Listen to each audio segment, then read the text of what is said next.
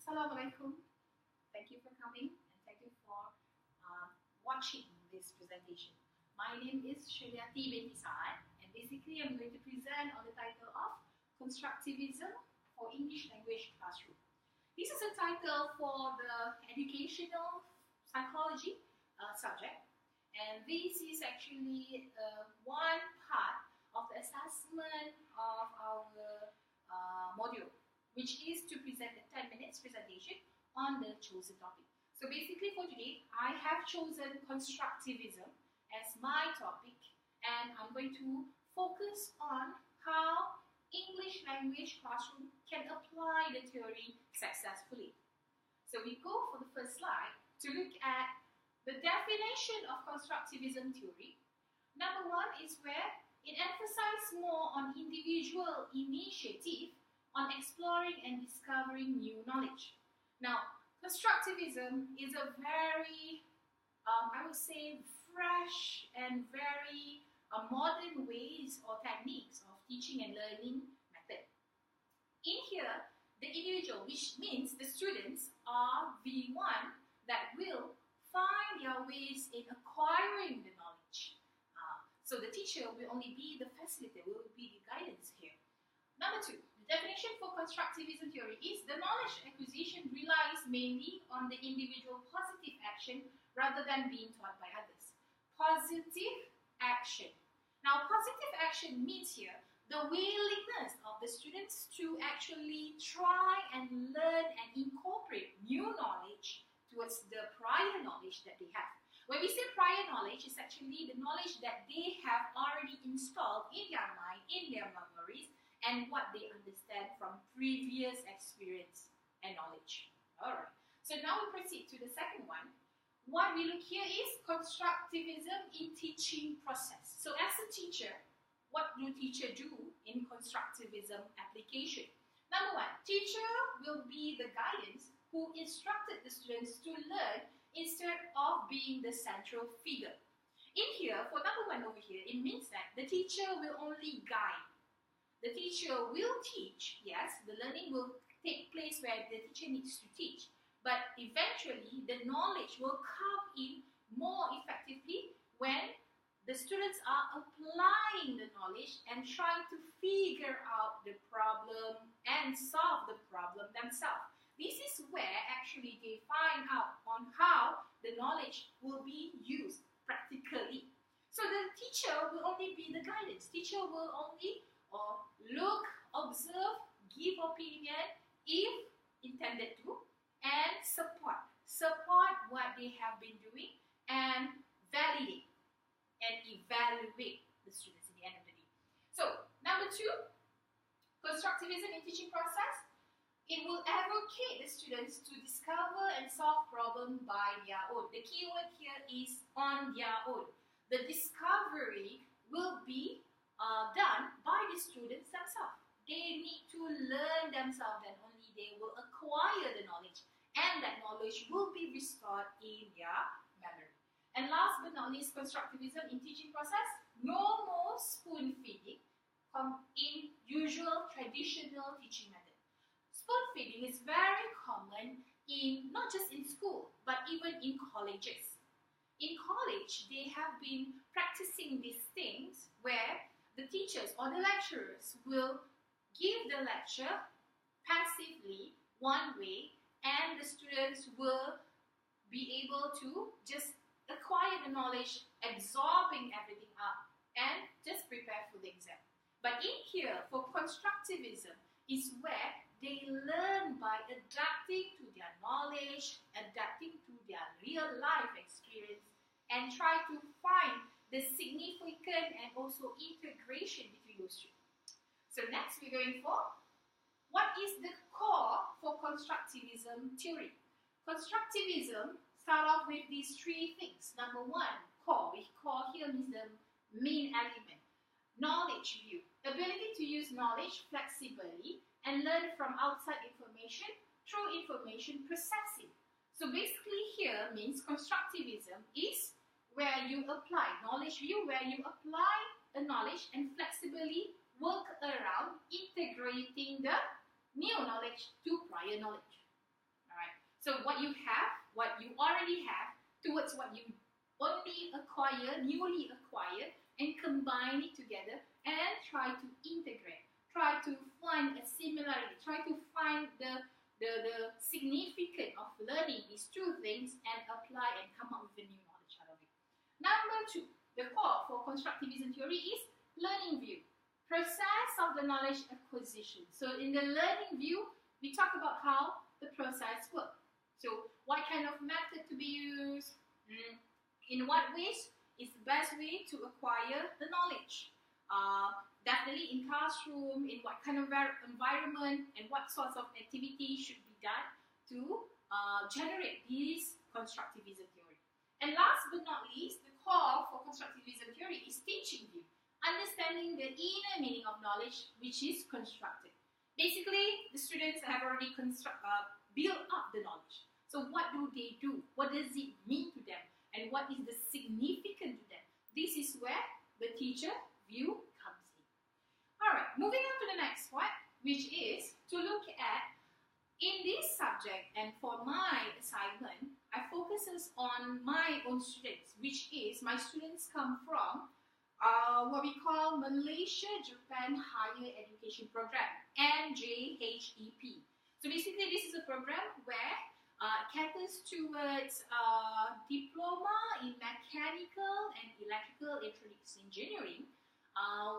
We will have the diploma here for 3 years, and they will actually further their studies to Japan universities. There are around 24 Japan universities. So basically this is a program, preparatory program for students who are going to Japan to further their studies. So in here, in these MJHEP students, the students will be range age between 18 to 20, somewhere there. And they will follow a 3-year course, and they will go through one of it through English class. There are 3 levels of English, now English 1, English 2, and English 3. So basically right now we are focusing on the English 3, and it focuses on the title of trying to write a cover letter. Cover letter, which means the cover letter for a resume.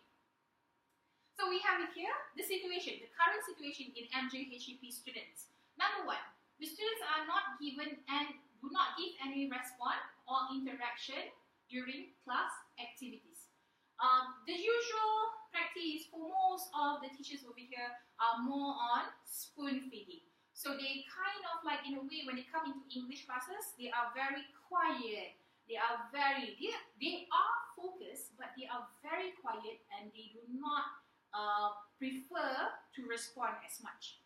So this is what we are looking at. The second situation, students show no interest in learning English language subjects. Now, for your information, the students over here in MJHEP are straight A students. So basically, they have a good foundation of language proficiency. So they have no problem interacting or even writing any English materials. So when you come into an English class, some things that you are good at, so you tend to have the behavior of not responding, being passive, and know-all attitude. So this is what we are trying to look into and focus on the problems. Next will be where the teacher-centered learning for advanced level students.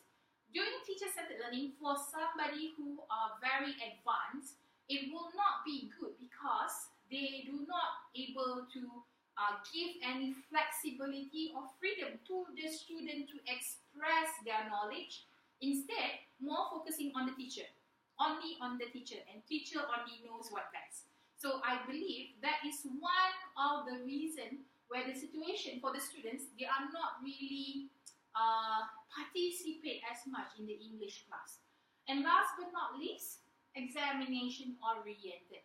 Yes, as a teacher myself, I believe examination will also be a benchmark to know whether my students really do well in classes and understand my teaching or not. But in this new era or new modern technologies, I believe examination will also be important. But we want the students to apply in the real life. That is more valuable.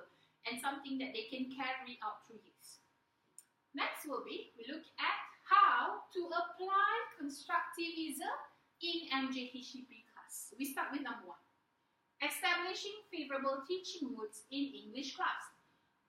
Number 1 refers to how constructivism can be done in an English classroom, where you create an environment where it suits up to the students' need. Now, we are talking about students when they are in 18, 19, and 20 years old. They are quite adolescents and they are quite teenagers, but they have the small theme of independency.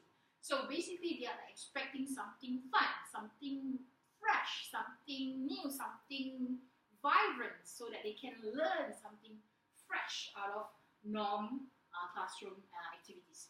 So include the method of having a lot of multimedia, having a lot of interesting illustrations, such as pictures, such as videos, such as role plays. These are the things that could conjure the students' interest in our class. Number 2, encourage cooperation among students. Have group teaching methods, discussion, and good communication. In constructivism, communication is very important between the students and the teachers and the students, and even the students between students. So when you communicate, you exchange knowledge, you exchange information, you exchange ideas, and you learn more. So from there, the prior knowledge of each of the people who are in the discussion can be shared and restored and learned, and you acquire new knowledge out of it. So next will be, we're going up to adequate use of teachers' guidance in class. Teachers need to pay attention to students' learning condition, attitudes, emotion, observe them, and the ability of them to digest and understand the lesson. Teacher plays an important role. Teacher must know how to observe, tackle, and evaluate their students. Then only they can identify each person of the students in the classroom, their abilities, their strength, even their weaknesses. So next we're going for construct a scientific teaching evaluation system. By this evaluation will be a teaching tools to evaluate student comprehensive development.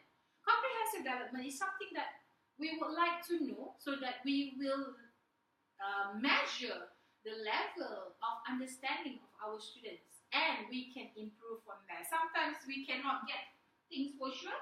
How does the students, whether they understand our lecture or not?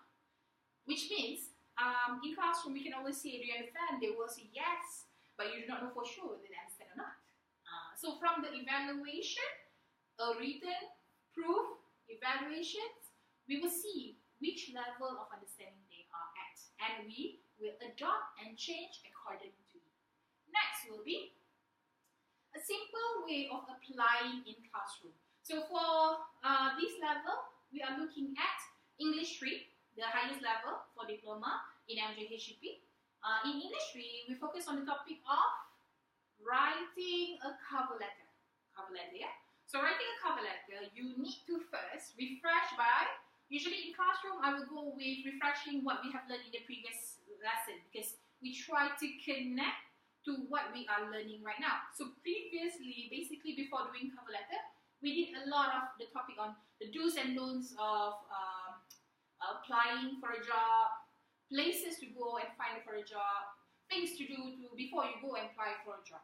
So once you are ready, you would like to go and apply for a job, the first thing you need to do, prepare the documentation, the written application. We start with number 1, which is the cover letter. So in cover letter, what we're going to do is, lecture will start first, and then the teacher will explain the task. So the task for here is actually to divide them into groups, and the discussion was to refresh on their memory, prior knowledge to what a formal letter format will look like. So basically they will sit down in a group, alright, in a group. Everybody will come up with one paper, mahjong paper, and they will start building up the format. Alright, so once you build up the format, everybody refresh on the idea. So they basically try to attain all the prior knowledge from their SPM years, school years, when they learn how to write the formal letter. Okay, from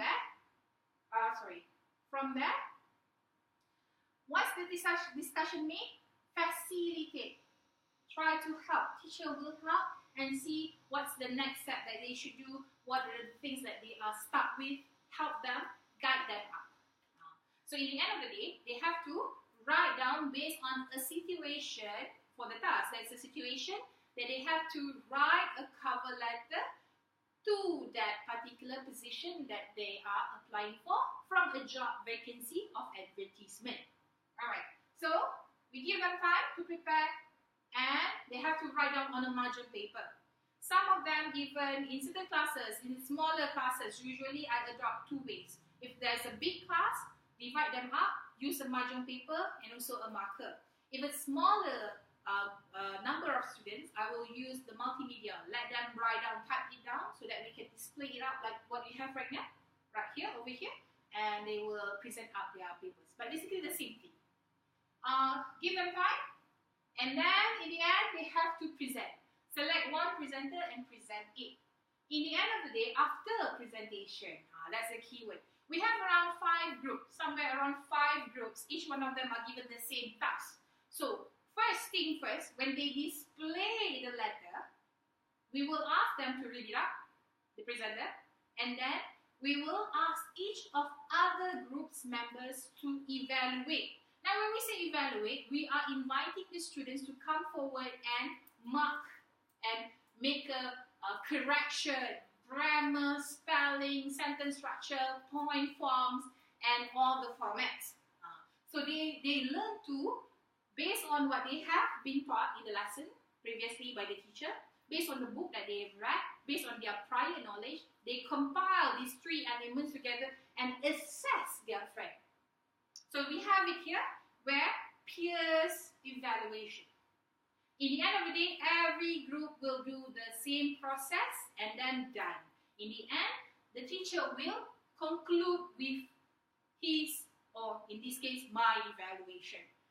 So in the end of the day, I will make a summarization of the whole process, focus out on the items that they might not discover and present it up and they acquire and they understand. So that's the end for that particular lesson.